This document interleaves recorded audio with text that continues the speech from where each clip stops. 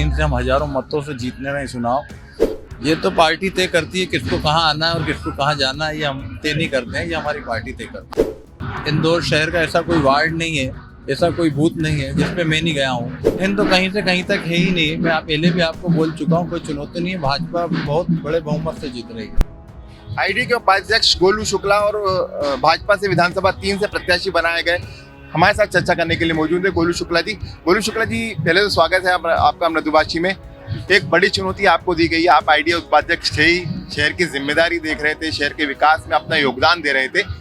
अब विधानसभा 3 में आपको मौका दिया गया है, क्या सोचकर आपने विधानसभा 3 से चुनाव लड़ने का तय किया है? कोई बड़ी चुनौती नहीं है, पूरे मध्य प्रदेश में भाजपा की सरकार बनने वाली है। विधानसभा 3 से हम हजारों मतों से जीतने रहे चुनाव, कोई चुनौती नहीं है। हमने बहुत विकास कार्य किए हैं पूरे प्रदेश में और इंदौर में बहुत विकास हुआ है।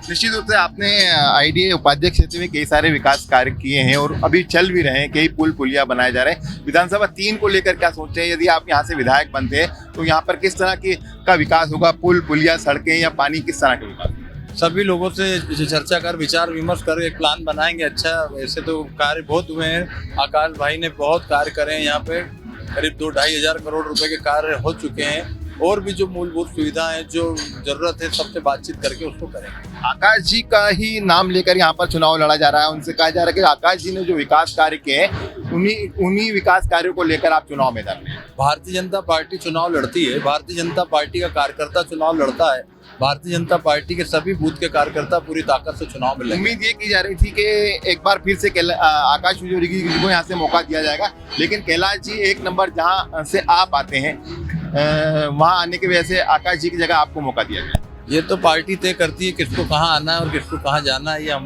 तय नहीं करते हैं, ये हमारी पार्टी तय करती है। आपके लिए विधानसभा 3 कितनी नई है? क्योंकि ये कहा जा रहा है कि पिंटू जोशी जो आपके सामने कांग्रेस के प्रत्याशी, वो यहाँ पर पिछले 5 साल से सक्रिय थे और हालांकि यहाँ पर लगातार पिछले 3 बार से बीजेपी जीत रही है, तो क्या ये आपके लिए नई है?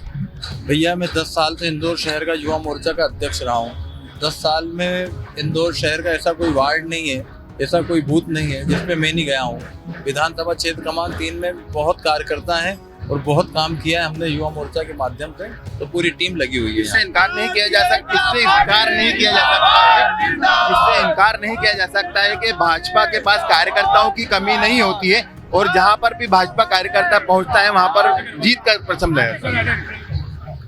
100% भारतीय जनता पार्टी का निष्ठावान कार्यकर्ता है, वो पूरी ताकत से लगा हुआ है, चुनाव हम जीतेंगे।